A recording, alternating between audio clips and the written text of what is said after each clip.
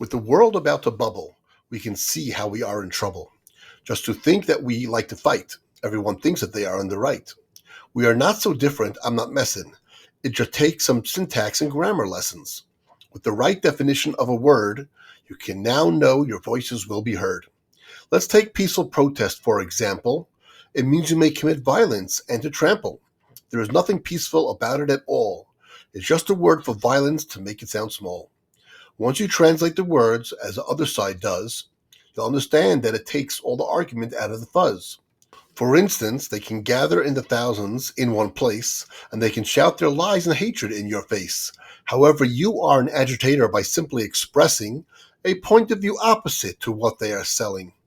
Even if you are one and they are a crowd, you are the agitator for stating your opinion out loud. Occupier means living in your rightful homeland state, but does not mean a locking down of campuses blocking the entrance gates. Legal action is blocking the path of fellow students getting to class. When they go to class, though, that action you may call harass. Colonizers are not those who take over the entire Middle East, Northern Africa, and Southern Europe along the Mediterranean Sea. Instead, colonizers get land from the United Nations, then celebrate Independence Day from defensive battle stations. Aggressors are those who want to live in peace, returning to their ancient homeland in the Middle East.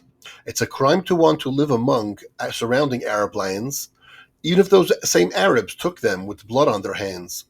Apartheid is allowing every citizen to have equal say, voting rights and jobs in politics, whatever wants they may. Instead, tolerance is living under a regime and a rule that evicts every non-Muslim and seeks to kill out every Jew.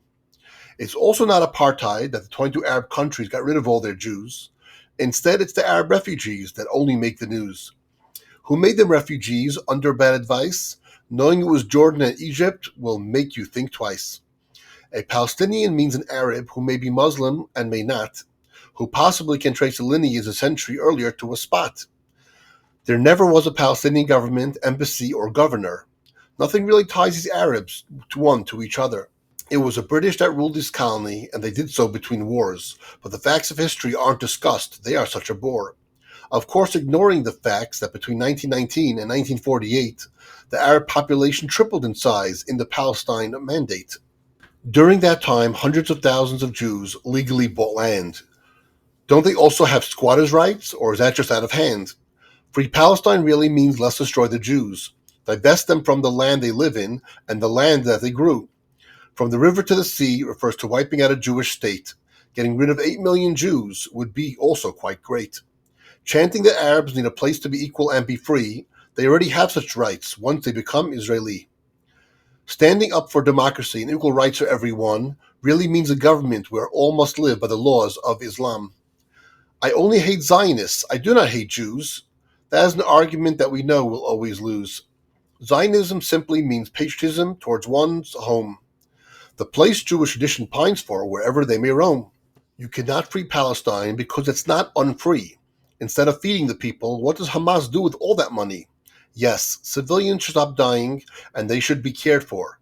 But point fingers at Hamas's leaders who are just getting richer and richer. Instead of food and provisions, technology and infrastructure, they stockpile weapons and build tunnels of terror. It's easy to chant and yell in protests with simple rhymes. It's harder to understand the issues. That takes brains and time.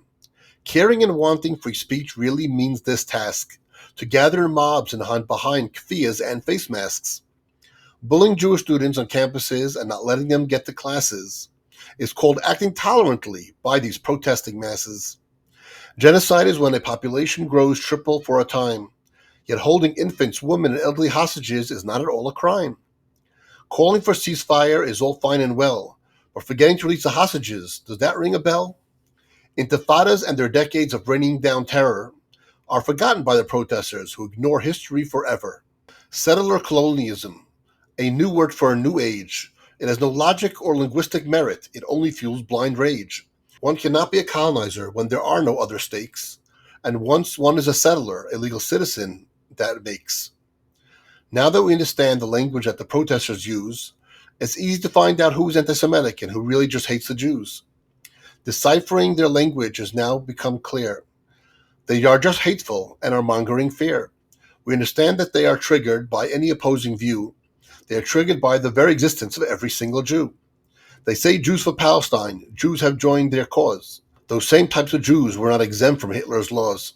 We know protesters despise history, so with this I'll be brief.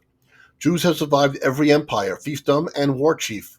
The Persians, the Greeks, ancient Egyptian pharaoh, that expelled from their homeland 2 millennia ago. Jews survived the Romans and Catholics from the Inquisitions, libels, and crusades, to the burning of the Talmud in mass parades. Pogroms, expulsions, refusals of entry. This hatred was global and happened every century. So go on with your protests and your rhyming chants. You can't wipe out the Jews. You simply can't.